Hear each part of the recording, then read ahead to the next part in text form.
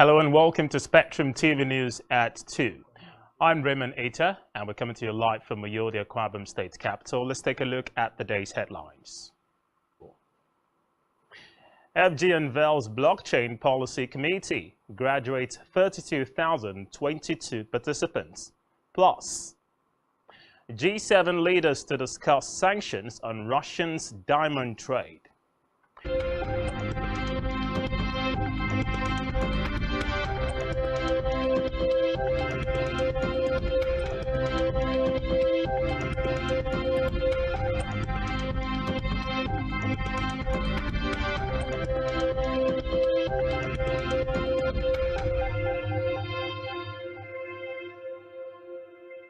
Legislative's approval for $800 million loan to finance the National Social Safety Network program. The request was contained in a letter read by the Speaker of the House, Femi Gbajabiamila, at plenary, but the President also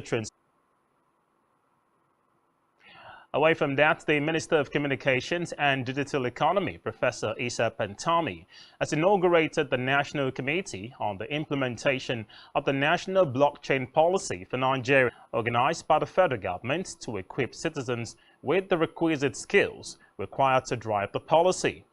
Pantami, while inaugurating the committee, explained that the blockchain policy remains one of the emerging technologies at achieving the desired progress in the seventh pillar of the National Digital Economy Policy on Artificial Intelligence and Robotics, which brought about the establishment of the first ever National Center for Artificial Intelligence and Robotics in Africa, sited in Abuja. America made the announcement in Abuja just moments after the Federal Executive Council meeting in Abuja. Sirika maintained that the future of aviation had experienced an advancement such that aviation and aerospace were intertwined, and Nigeria had an aviation university in Abuja.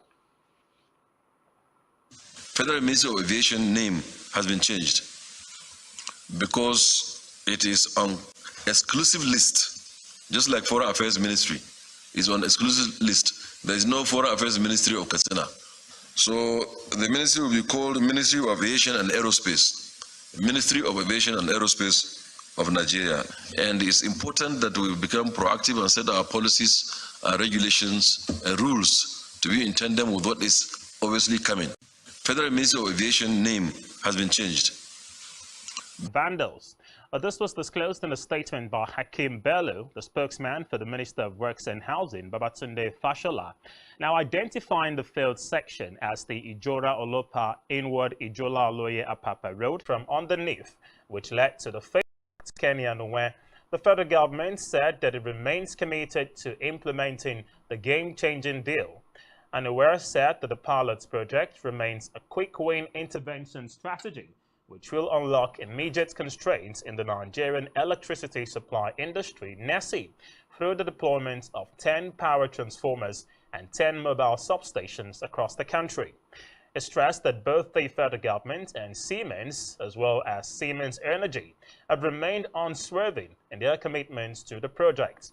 According to him, the project is intended to resolve capacity deficits in metering infrastructure, transmission, and distribution of end-to-end system constraints, power systems, and network development studies, as well as securing financing for the entire project implementation.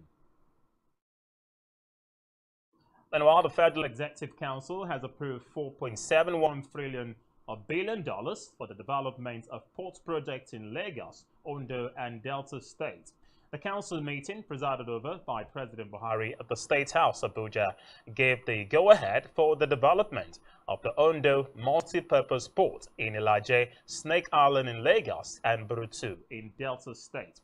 A briefing newsman after the meeting, the Minister of State for Transportation, Ademola Adegoroye, said the project would be executed through public-private partnership PPP arrangements at no cost to the federal government.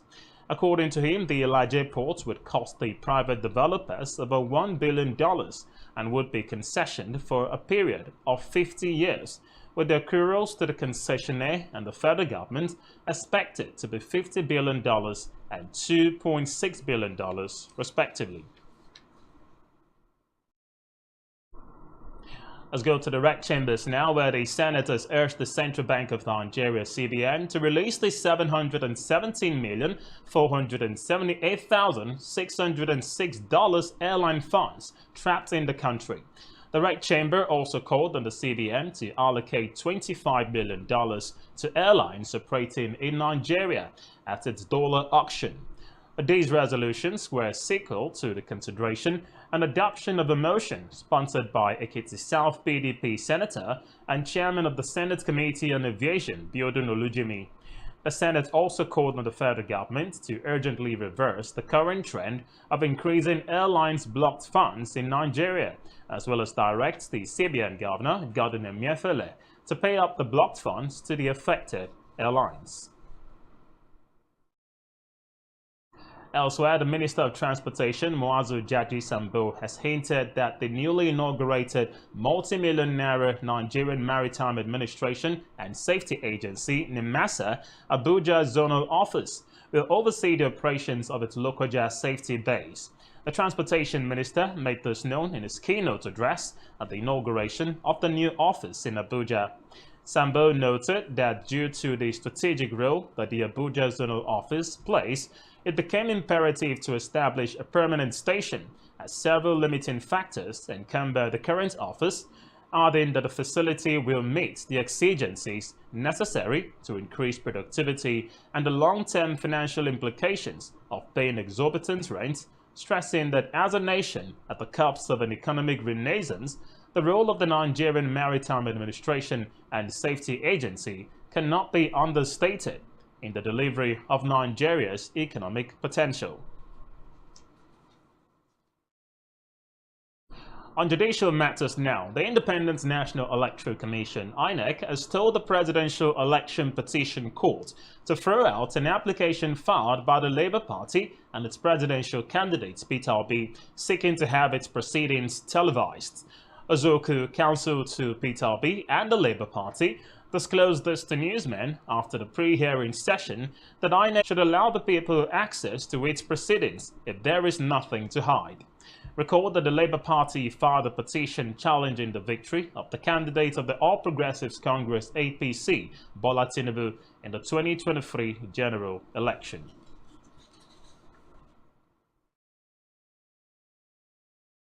In a separate development, the Nigerian Meteorological Agency, NIMET, through its Central Forecast Office, has warned of an approaching severe thunderstorm that is observed from the northeastern part of the country. Spokesperson for NIMET, Muntari Ibrahim, disclosed this in a statement, noting that severe thunderstorm cells are currently being observed over the northeastern part of the country, including Borno, Adamawa, Gombe, and Taraba, moving in a northeast-southwest direction with a ground speed of 30 km per hour. Ibrahim also added that these movements are expected to propagate westwards towards some cities, advising the public to be cautious and to stay.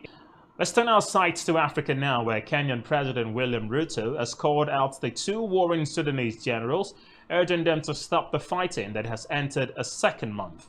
The Kenyan leader, who has been taxed by regional bloc IGAD, together with other aides to help in reconciling Sudan's rival sides, said military capacity was for battling criminals and terrorists and not for fighting children and women. Ruto, however, blamed African states for lacking the capacity to stop the war in Sudan, accusing that the peace and security of Sudan is funded by others.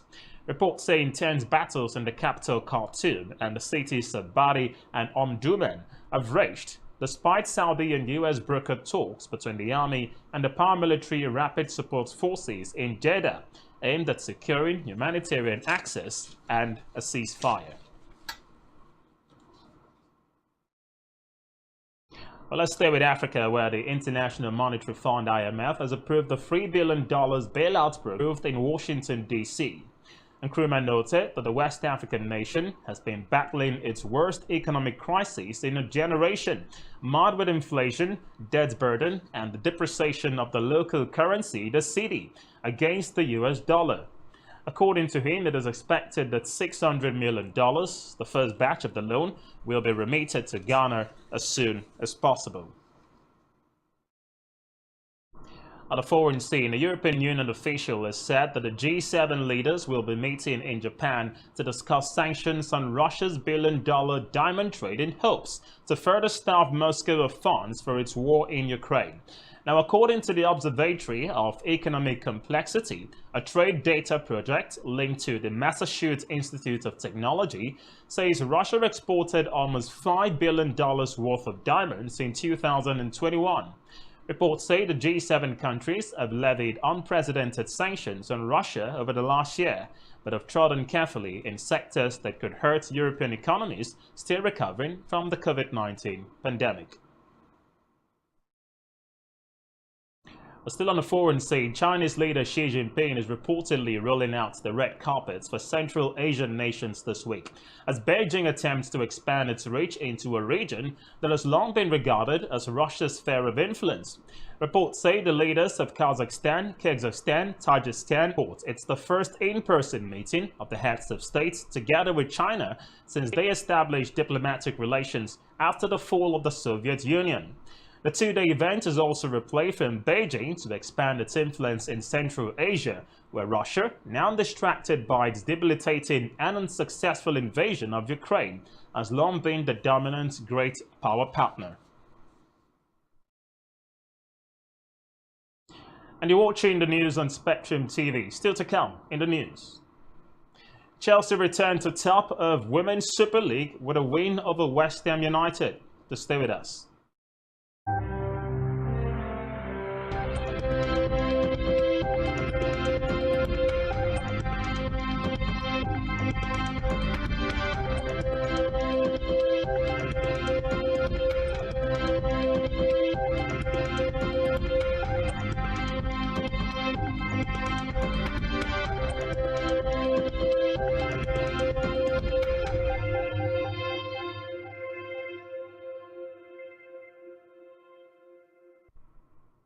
Welcome back and many thanks for staying with us.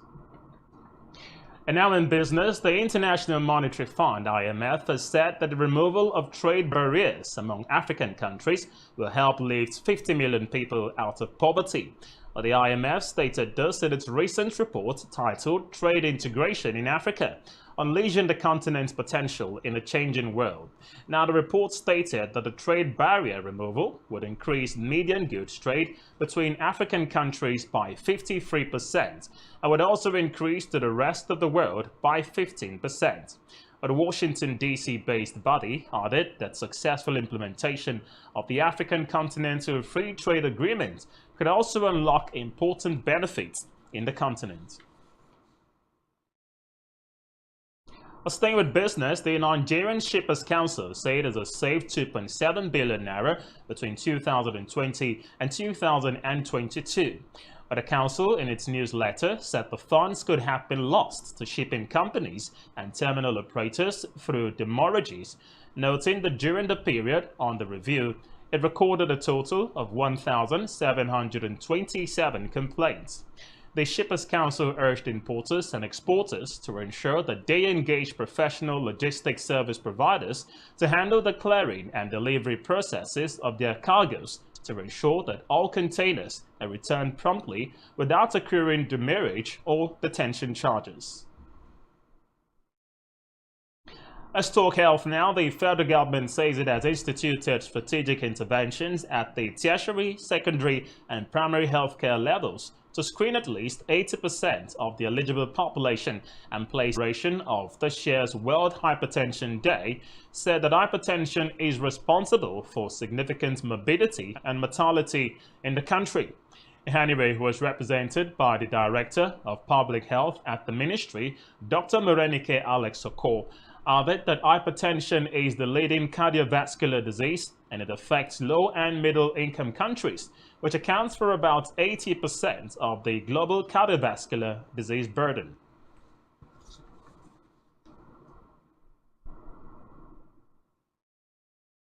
Staying with health, the National Primary Healthcare Development Agency, out of 25,843 primary health cares in the country, with a minimum number of required skilled birth attendants.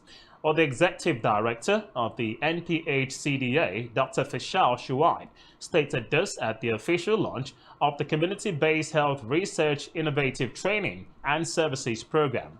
Fishal stated that there is a need to close the gaps in the adequacy and distribution of human resources for health at the PHC level. He also added that the intervention will help to increase and retain the quality, adequacy, competency, and distribution of a committed multidisciplinary PHC workforce, which includes facility outreach and community-based health worker support. And now in sports, Chelsea has returned to the top of the Women's Super League table with victory at West Ham, putting them in pole position to defend the title with 2 games remaining. And the highest side, recently crowned FA Cup champions, is chasing a 4th successive league title. A victory ensures Chelsea sits 2 points clear of challengers Manchester United, who debuted at Wembley on Sunday, having played 20 matches each. Now, further reports say Chelsea extended their advantage in goal difference, moving 4 points above United as they held a narrow 1-0 lead at the break against the stubborn West Ham side, who have not won a game in the Women's Super League since December.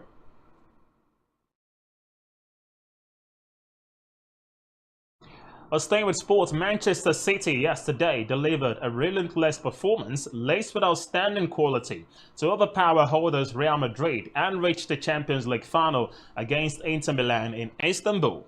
City had lost 2 previous semi-finals to Real, but now stand 1 step away from claiming the trophy at the Etihad Stadium. Real's goalkeeper Thibaut Courtois performed heroics to save 2 Erling Haaland headers early in the first half, but it was powerless to stop Bernardo Silva's close-range finish after the Portuguese midfielder scored a looping header for the second 8 minutes before half-time.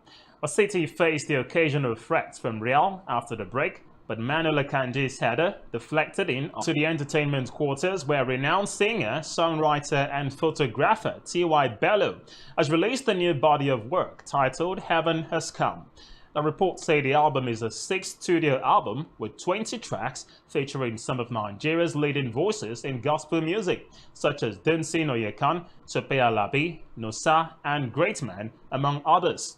According to reports, the album was released on May 17 and is available on all streaming platforms.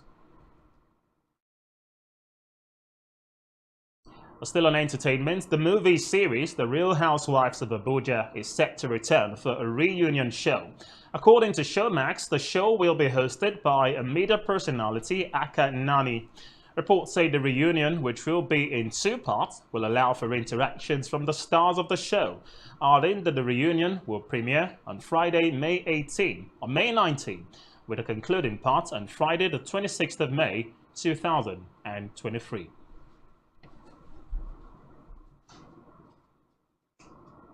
And that's all we have for you at this time. Many thanks indeed for joining us. Don't forget to follow us on all of our social media platforms and do well to subscribe to our YouTube channel.